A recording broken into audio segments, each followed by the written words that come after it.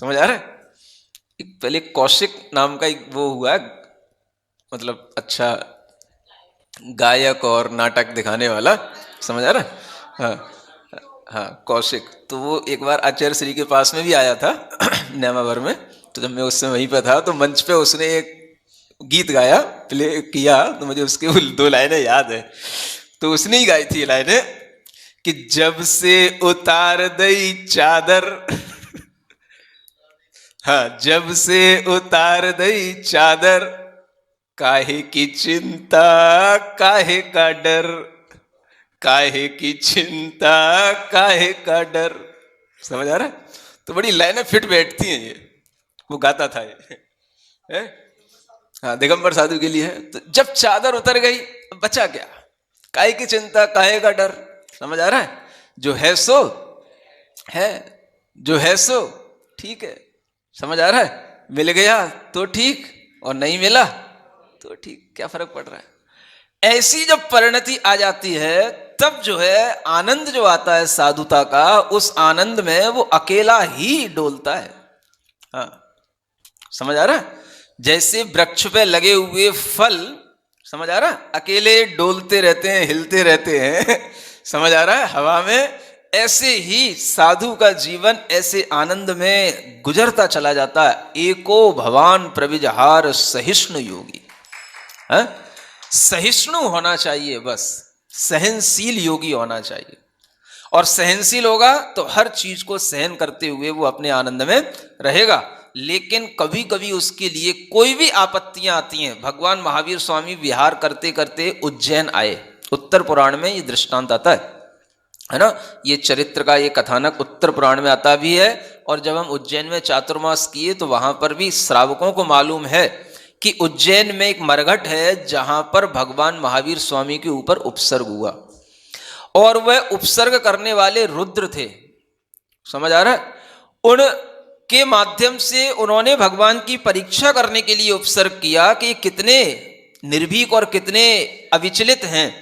तो इस बात के लिए जब वो भगवान महावीर स्वामी रात में कायुत्सर्ग में खड़े हुए हैं बिल्कुल अपने ध्यान में, तो वो तरह तरह की विक्रियाएं करके, तरह तरह की डरावनी आवाजें करके, तरह तरह से उनको विचलित करने की कोशिश करता है। तो वह होने के बावजूद, जब रात भर उपसर्ग करने के बावजूद भी उनके लिए कोई भी विचलितपना नहीं होता, तब सुबह, समझ आ रहा है, उग्रही उपद्रव सहे प्यतिवीर संज्ञा।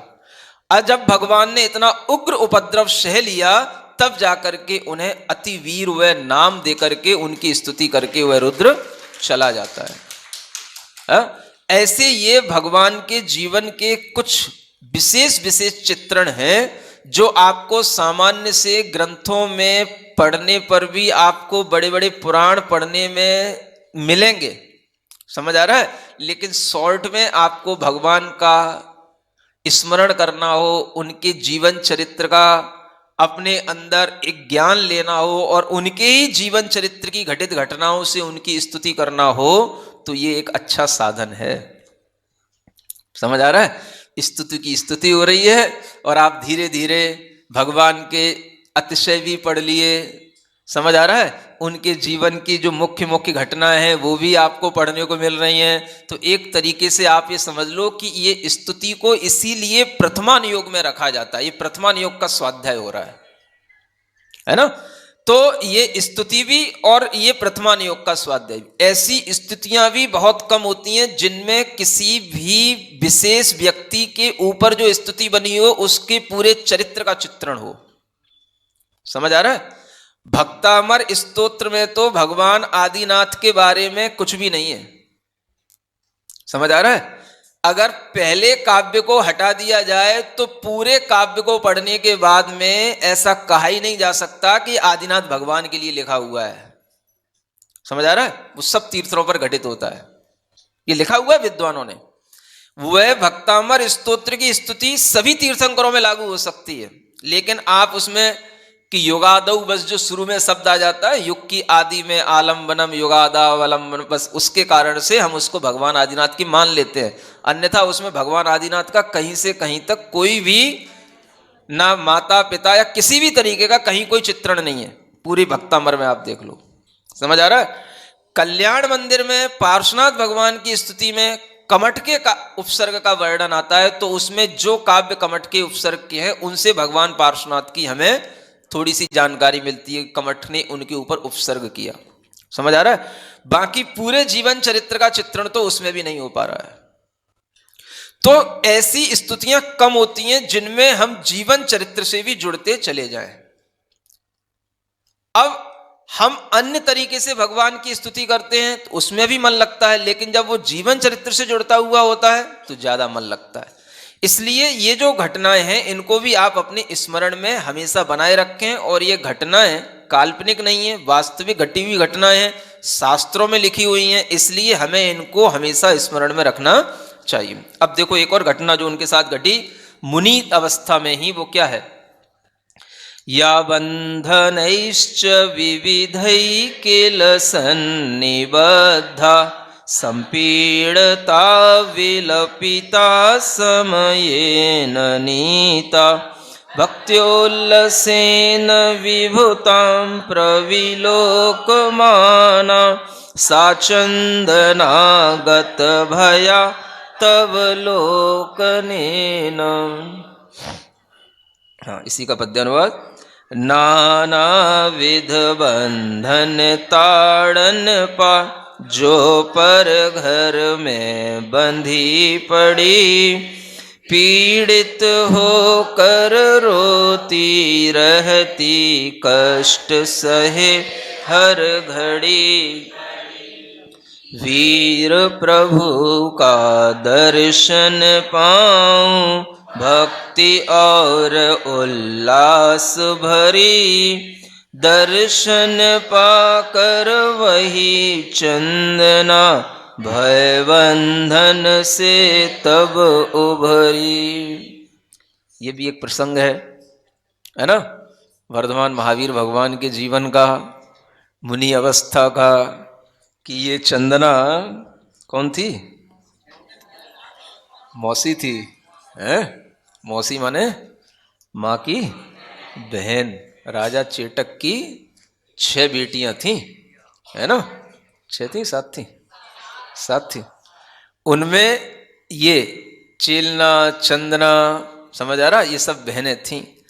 तो एक बहन के साथ में देखो कैसा घटित हो गया कि वो कहाँ से कहाँ पहुँच गई, कि एक सेठ के पास पहुँच गई किसी के और हाथों से होते होते, और वह जो है बिल्कुल कुमारी है, बाल ब्रह्मचारिणी है, लेकिन उसके लिए ऐसा कष्ट आ गया कि वह सेठ के घर में बंधन बन करके उसको रहना पड़ रहा, बंधक बन के। कैसा होता है देखो, कहाँ तीर्थंकरों का परिवार है, एक माँ के लिए इतना देवियों के द्वारा सेवा मिल रही है ना। जो माँ है त्रिशला माँ, उसको तो देवियों की सेवा मिल रही है, और इतना नाम हो रहा है, भाग्य का इतना तीव्र उदय चल रहा है कि सब कोई त्रिशला की बड़ाई कर रहे हैं, सौभाग्य की बड़ाई कर रहे हैं, और एक बहन का ऐसा हाल हो रहा है।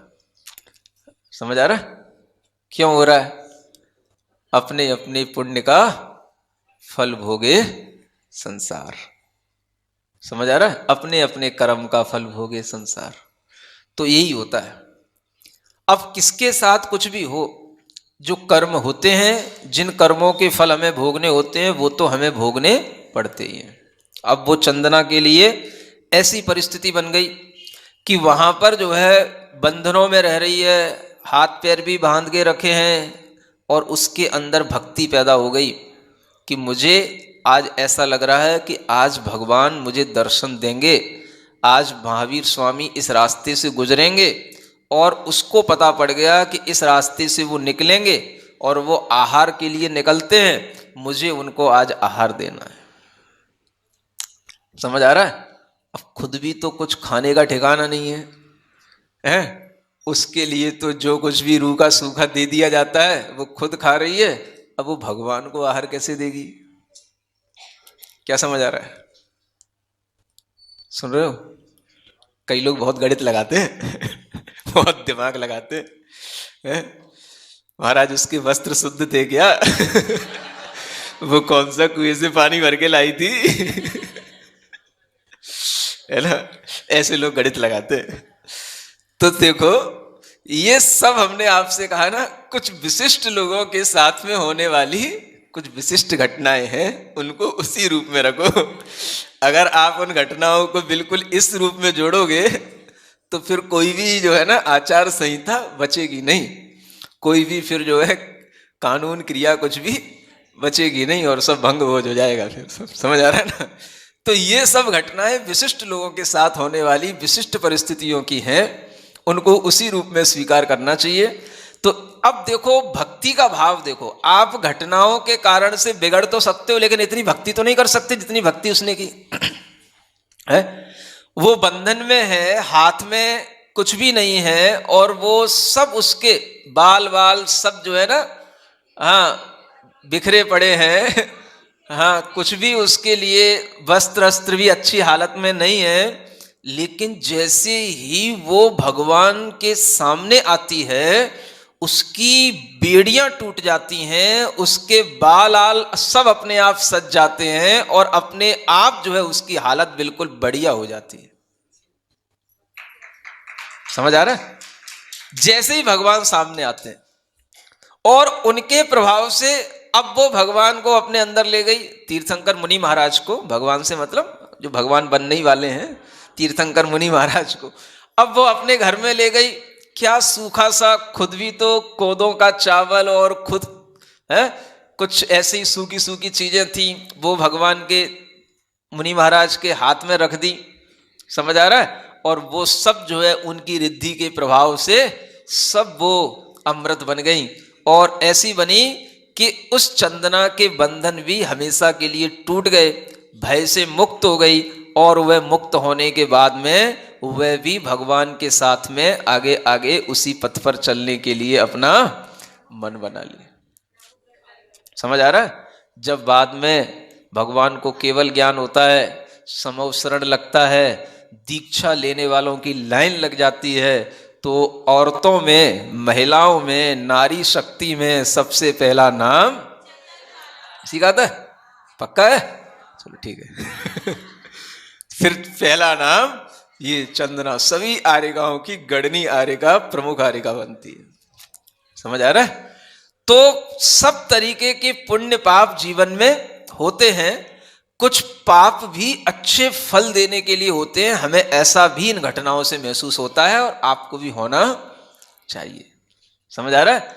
कुछ बुरे कर्मों का फल भी हमें कुछ अच्छा दिला सकता है, अगर हमारे पुरुषार्थ में जागृति हो और हमारा ध्यान अच्छी तरफ हो। तो देखो, ये घटना घटी तभी हो सकता है शायद उसका मन इस पाथ पर चलने का हुआ हो कि हम भी भगवान की राह पर चलेंगे, जिनके कारण से हमारे ये बंधन टूटे हैं और हमारा ये मुक्ति का मार्ग मिला है। तो जब उसको इस तरीके से भाव आया, तभी वह सबसे पहले आर्यिका बनने की लाइन में लगी। समझ आ रहा है? ये सब होता है। आपको शुद्धि का भी ध्यान रखना है और विशुद्धि का भी ध्यान रखना है। समझ आ रहा है? शुद्धि शारीरिक होती है और विशुद्धि मानसिक होती है ना? तो शुद्धि और विशुद्धि वर्तमान में दोनों का ध्यान रखोगे तो ही कुछ धर्म पलेगा। अगर आप कहीं इन घटनाओं का कुछ भी आलम्बन लेकर के अपने को बिगाड़ने की कोशिश करोगे तो सब बिगड़ जाएगा। समझ आ रहा है? हाँ, इन घटनाओं को लेकर के हमें बिगड़ना नहीं है, क्योंकि ये घटनाएं उस समय पर उनकी विशुद्धि बढ़ाने के कारण बनी है। अगर हमारी जो आज विशुद्धि है, हम उसमें शुद्धि का ध्यान नहीं रखते हैं, तो हमारी विशुद्धि आज और गड़बड़ हो जाएगी, और ज्यादा बिगड़ जाएगी, है ना?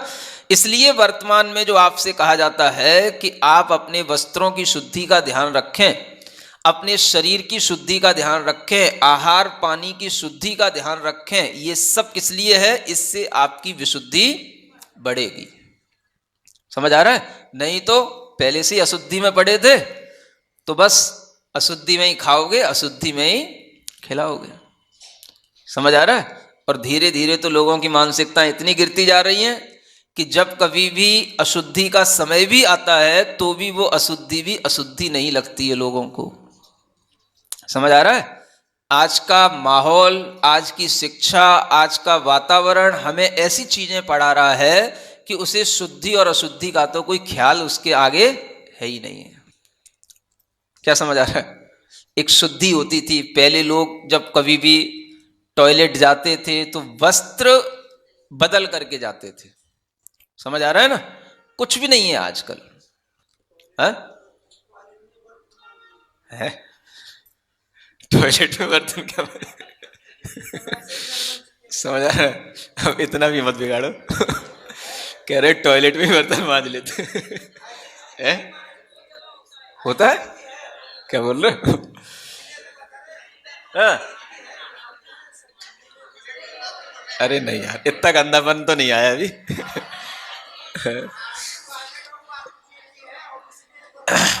समझ आ रहा है? हाँ, ऐसा हो सकता है। हाँ सुनो, ऐसा हो सकता है कि टॉयलेट बाथरूम सब अटैच रहते हैं।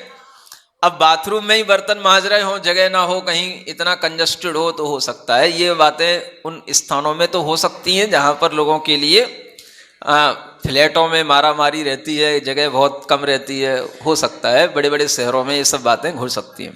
तो आप ये सोचो कि माहौल तो ये चल रहा है कि अशुद्धि और शुद्धि कोई चीज है ही नहीं। समझ आ रहा है? अब सब लोग यही पढ़ रहे हैं, यही सीख रहे हैं, विदेशी संस्कृति आ रही है, वहां पर भी कोई अशुद्धि शुद्धि का ख्याल नहीं रहता। समझ आ रहा है? टॉयलेट में पानी का यूज ही नहीं होता है तो अशुद्धि शुद्धि क्या करेंगे? समझ आ रहा है? वो सब टिश्यू पेपर आते हैं।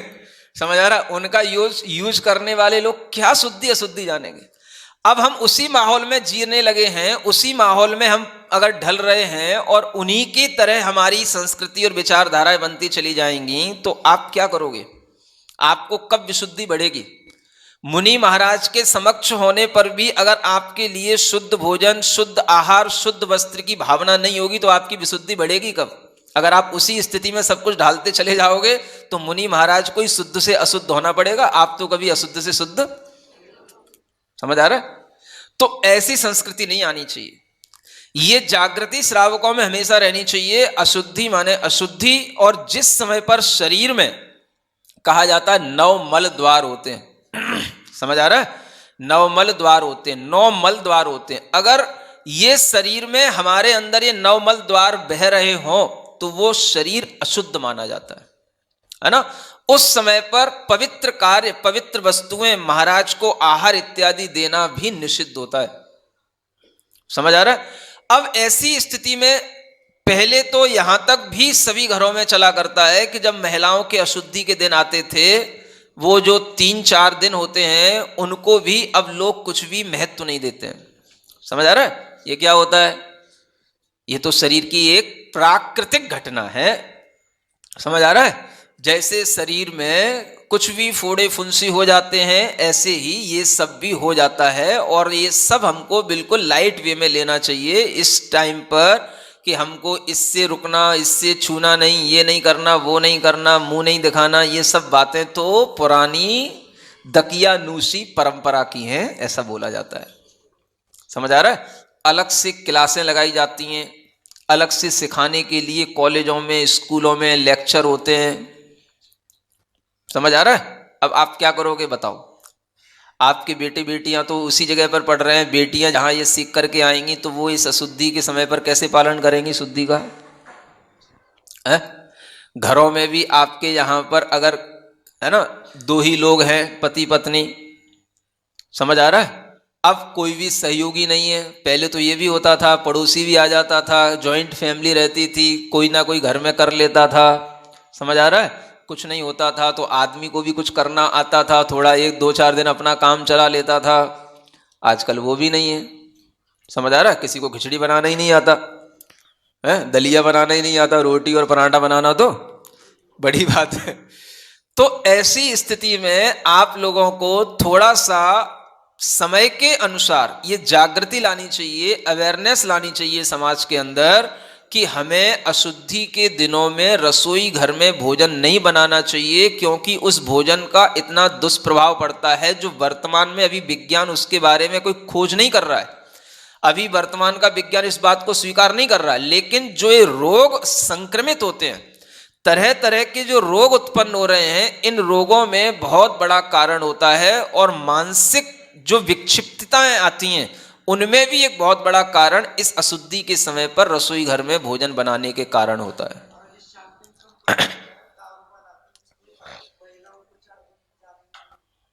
अरे उसकी छोड़। समझ आ रहा है? अब ये तो आप जानते ही हो कि पहले दादी माँ या घर की माएँ बताती थीं कि देखो ऐसी महिला अगर कहीं पापड़ सूख रहा है, जो बरी बनती है, बरी बोलते हो, हाँ हाँ, तो उसका रंग भी बिगड़ जाता है उसके पास जाने से। समझ आ रहा है? इतना जब प्रभाव पड़ रहा है निर्जीव चीजों पर, तो आपके घर के ही लोगों पर, सजीव चीजों पर उसका कितना प्रभाव पड़ता है ये आपको महसूस नहीं होता। तो ये आपको जागृति बनाए रखनी चाहिए कि इन दिनों में हमें रसोई घर में नहीं जाना चाहिए, शुद्ध भोजन करना चाहिए। अगर हमारे लिए वह शुद्ध भोजन उपलब्ध नहीं है तो समाज को इस बात पर ध्यान दे करके कोई ना कोई ऐसा एक स्थान बनाना चाहिए जहां पर कि लोगों को सुविधा से वह शुद्ध भोजन उपलब्ध हो सके और वह अपने धर्म का पालन कर सकें। जब घरों घरों में कोई धर्म का पालन नहीं होता तो उसके लिए समाज के माध्यम से कोई स्थान बना करके उस धर्म पालन करने में सहयोग करना चाहिए। है? हाँ, ऐसी ये सात्विक रसोइयों की स्थापना दिल्ली जैसे शहरों में, रोहिणी, कृष्णानगर आदि में हुई है, और आज उसके इतने लोग लाभ ले रहे हैं कि लोग वहां आकर के बताते हैं कि उनकी डिलीवरी एम्स हॉस्पिटल तक पहुंच गई है। समझ आ रहा है? बता रहे थे लोग आकर के कि एक परिवार ऐसा था जिसने 2 दिन से भोजन नहीं किया था। जब उन्हें पता पड़ा कि यहां पर ऐसे शुद्ध भोजन आता है तब उन्हें तीसरे दिन भोजन मिला। इतने प्रसन्न हुए, इतनी वाह वाह करने लगे कि ये आपने बहुत अच्छा काम किया। समझ आ रहा है? तो ऐसे बहुत से लोग होते हैं, घर में वृद्ध लोग भी होते हैं जिनकी कोई सेवा नहीं करता, ध्यान नहीं देता, उन्हें भी समय पर अच्छा भोजन नहीं मिलता। आप एक ऐसी व्यवस्था कर सकते हैं जिसके माध्यम से घर के वृद्ध लोगों को, और भी परिवार में कभी कोई रिश्तेदार आ जाते हैं तो अचानक से आपके लिए कोई स्थिति नहीं बनती है, उन लोगों के लिए भी जब भी कभी आपको ऐसे अशुद्धि के समय पर भोजन बनाने की स्थिति बने तो उस समय के लिए भी कि हमें भोजन नहीं बनाना भाई, वहां से टिफिन ले आओ या वहां पर जाकर के भोजन कराओ।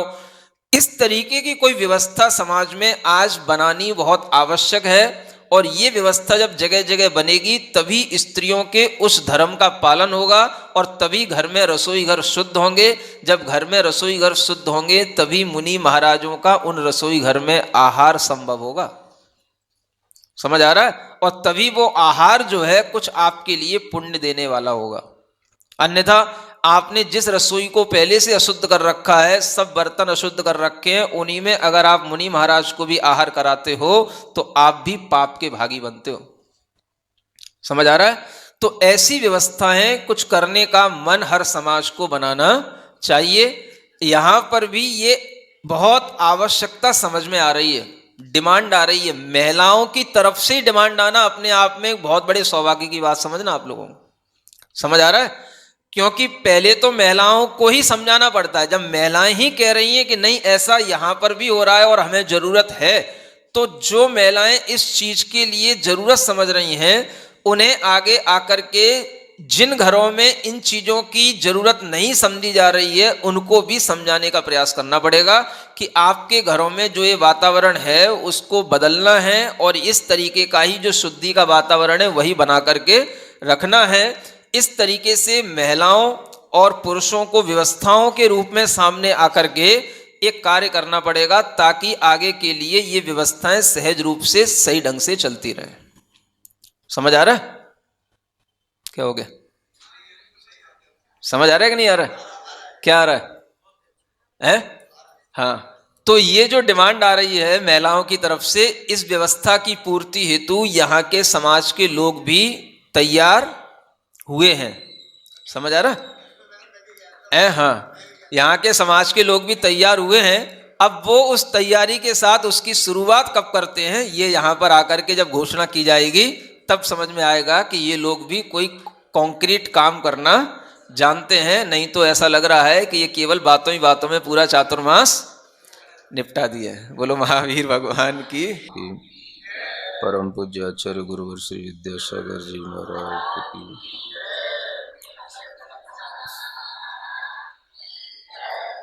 काव्य नंबर 23।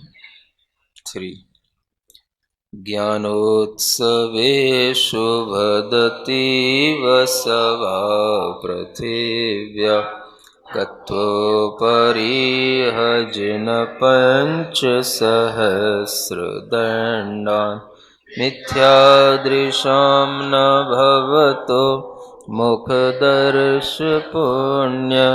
मुच्छ्राय एव भगवन् सुविराजमानः। इसी का पद्यानुवाद। ज्ञानोत्सव होने पर प्रभु की समवशरण सी सभा लगी। 5000 धनुष ऊपर जा वीतनता जब पूर्ण जगी।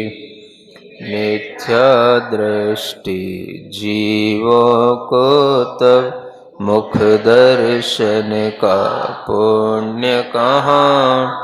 इसीलिए इतने ऊपर जा शोभित होते बैठ वहाँ। भगवान के केवल ज्ञान की बात अब प्रारंभ हो रही है।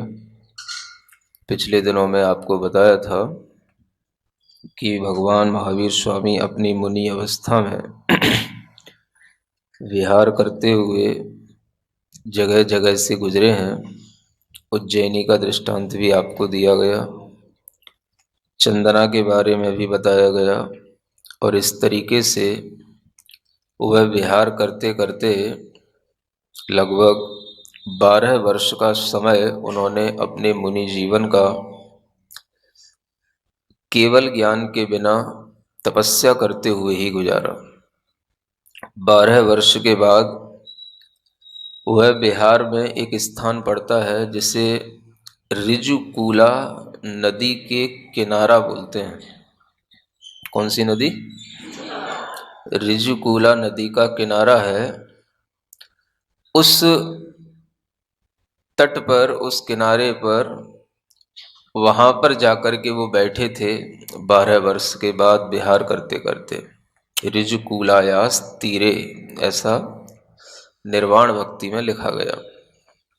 यानी ऋजुकूला नदी के तट पर जब भगवान विराजमान हुए तो उस समय पर उन्हें जो शुक्ल ध्यान की प्राप्ति हुई, उस शुक्ल ध्यान से उन्हें उस समय पर केवल ज्ञान की प्राप्ति हुई।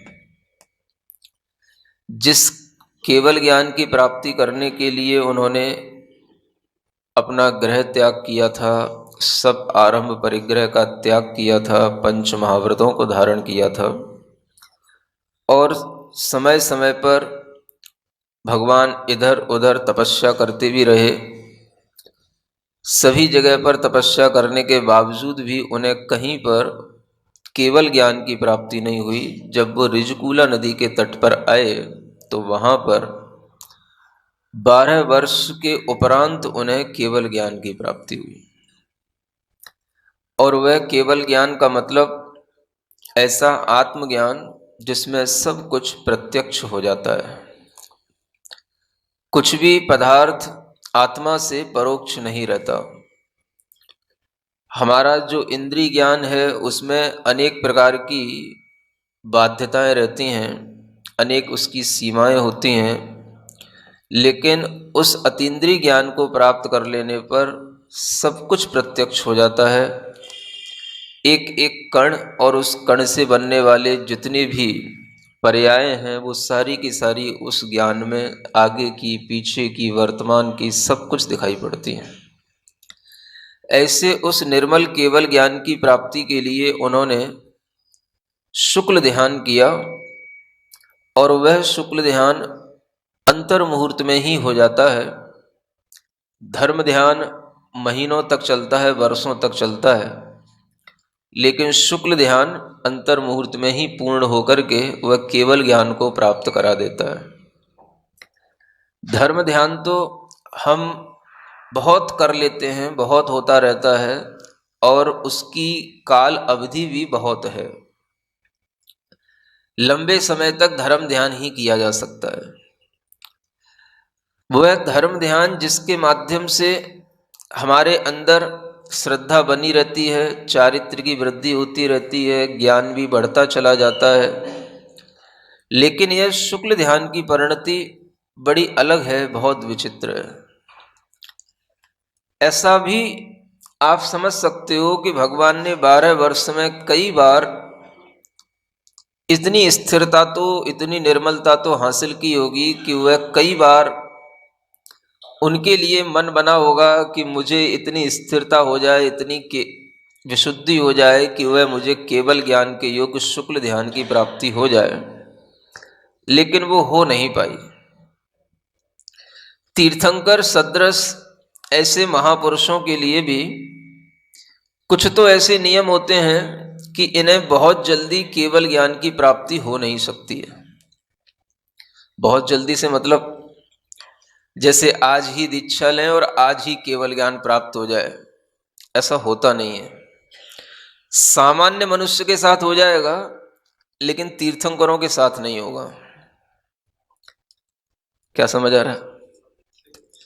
क्योंकि उनके लिए कुछ ऐसी प्रतिबद्धताएं हैं जिसके कारण से ही उनका तीर्थ आगे बढ़ेगा, तो उन्हें वह काम करने हैं जो नियामक हैं। जो भी तीर्थंकर मुनि बनते हैं वह मुनि बनकर के कम से कम एक बार तो उन्हें आहार लेना ही है। भरत चक्रवर्ती की तरह ऐसा नहीं कि केवल ग्रह छोड़ा, संयम धारण किया और थोड़ी ही देर में उन्हें केवल ज्ञान की प्राप्ति हो गई, कहीं नहीं जाना पड़ा। ये सामान्य लोगों की बातें हैं। तीर्थंकर के लिए नियम है कि उन्हें एक बार तो, कम से कम एक बार तो किसी के घर पर जाकर के आहार करना ही है। ये नहीं सोचना है कि मैं तीर्थंकर हूं तो मैं किसी के घर पर कैसे जाऊंगा, किसी के सामने हाथ कैसे फैलाऊंगा। समझ आ रहा है? नहीं, आपको भी ऐसा करना है और ये बहुत बड़ा काम होता है। समझ आ रहा है? नहीं खाना, नहीं जाना, ये तो सब कोई कर सकता है, लेकिन एक सहज भाव से सामान्य व्यक्ति की तरह किसी के घर पर जाना और उसका दिया हुआ भोजन ग्रहण करना और फिर लौट करके आना, चाहे जरूरत हो या ना हो, लेकिन आपको ऐसा करना है। ये अपने आप में एक ऐसी बात है कि जिसके माध्यम से एक तीर्थ की प्रवृत्ति चलती है। क्योंकि जैसा बड़ा लोग करेंगे वैसे ही उनके पीछे आने वाले करेंगे। नहीं तो फिर हर कोई ये सोचेगा भाई अपने को किसी के यहाँ याचना करने की कोई ज़रूरत नहीं है और किसी के घर पर जाने की कोई ज़रूरत नहीं है, इसलिए क्या करना, जैसे तीर्थंकरों ने आहार नहीं किया वैसे अपन को भी नहीं करना। प्राण निकले सो निकल जाए, प्राण तो निकलेंगे ही एक दिन। तो हर कोई ऐसे ही बैठ जाएगा, ऐसे ही करेगा, तो सब क्या करेंगे फिर? तो सब फिर जो है क्लेश करेंगे, है ना। जबरदस्ती अपने शरीर को पीड़ित करना, समय से पहले आयु का क्षय करना, ये क्लेश का काम है, संक्लेश का काम है? हाँ, और इस तरीके के संक्लेश को एक आत्मवध भी कहा जा सकता है, कहा गया है। क्योंकि अगर आपकी आयु पूर्ण है, जितनी भी है, आप उस आयु को अगर संयम के साथ गुजारोगे तो वह आयु आपके लिए बहुत बहुमूल्य है। संयम के साथ जितनी आपकी आयु गुजरेगी उससे आपका संयम भाव बढ़ेगा, क्योंकि वो संयम आपने पहले कभी धारण नहीं किया है। वो संयम बहुत दुर्लभ होता है, आपने उस संयम को बड़ी कठिनता से धारण किया है, तो अब उसका आप लंबे समय तक जैसे पालन हो सके उसका पालन करो। अगर आप जल्दी जल्दी कुछ भी करके अपना आत्मघात करने का भाव करोगे तो वह आपके लिए संयम की विराधना कहलाएगी। तो आने वाले लोग भी उस संयम का सही से पालन करें। इस हेतु तीर्थंकरों को भी नियम से एक बार श्रावक के घर पर आहार करने के लिए जाना ही होता है। समझ आ रहा है? याचना तो नहीं करते, लेकिन फिर भी कहीं ना कहीं अहंकार को ठेस तो पहुंचती है। नहीं समझ आ रहा है? जो ऐसी परिणति है कि एक तो उत्कृष्ट सेनन के धारी हो, सभी प्रकार की रिद्धियां से संपन्न हो, किसी भी प्रकार की कोई भी जरूरत भी नहीं, उसके बिना भी काम चल सकता हो, तो भी आपको जाना है। समझ आ रहा है? क्योंकि आप अगर ऐसा सोच करके बैठ जाओगे कि इसके बिना भी चल जाता है, तो आपके आने के बाद, जाने के बाद जो आपके तीर्थ में बहुत सारे साधु होंगे तो वो भी यही सोचेंगे मुझे भी अपने तीर्थंकर का ही अनुसरण करना है, तो मार्ग जो है बहुत बाधित हो जाएगा। तो उन्हें एक बार तो आहार करना ही होता है। ये समझो, बड़े लोगों की बड़ी प्रतिबद्धताएं होती हैं, उनका प्रोटोकॉल होता है? सामान्य लोग कुछ भी कर सकते हैं, लेकिन जो तीर्थंकर हैं तो उन्हें जिस नियम से गुजरना है उन्हें गुजरना है। अब देखो, हर तीर्थंकरों ने लगभग कोई बेला करता है। बेला जानते हो? 2 दिन का उपवास, है ना? इसे षष्ठ भुक्ति त्याग बोलते हैं। षष्ठोपवास भी लिखा रहता है कई जगह, क्योंकि एक उपवास में, एक भुक्ति त्याग में 4 बेलाओं, 4 बेला समझ लो, 4 आहारों का त्याग हो जाता है।